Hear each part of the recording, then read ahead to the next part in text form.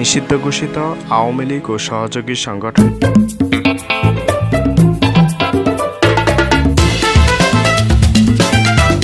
আকর্ষণীয় নতুন সাজে পোলার আইসক্রিম।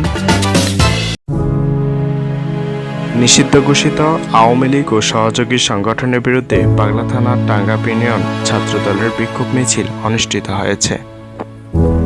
ময়মনসিংহের গফরগাঁও উপজেলার পাগলা থানা ও টাঙ্গাইল ইউনিয়ন ছাত্রদলের উদ্যোগে নিষিদ্ধ ঘোষিত আওয়ামী লীগ এর অঙ্গ সহযোগী সংগঠনের বিরুদ্ধে বিক্ষোভ মিছিল ও প্রতিবাদ কর্মসূচি অনুষ্ঠিত হয়েছে।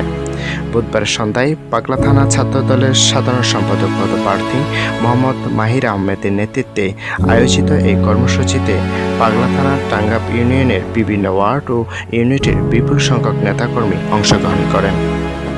এ সময় বিক্ষোভ মিছিলটি পাগলা থানা এলাকার বিভিন্ন গুরুত্বপূর্ণ সড়ক প্রদক্ষিণ করে।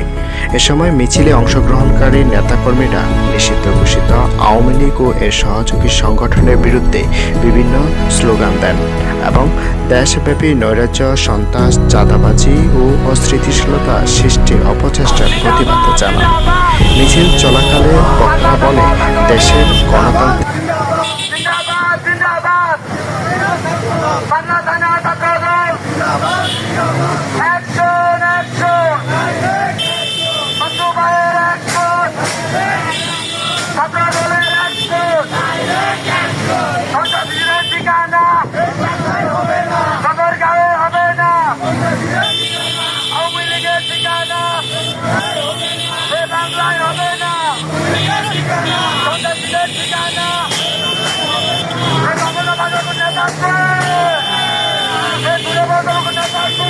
Hey,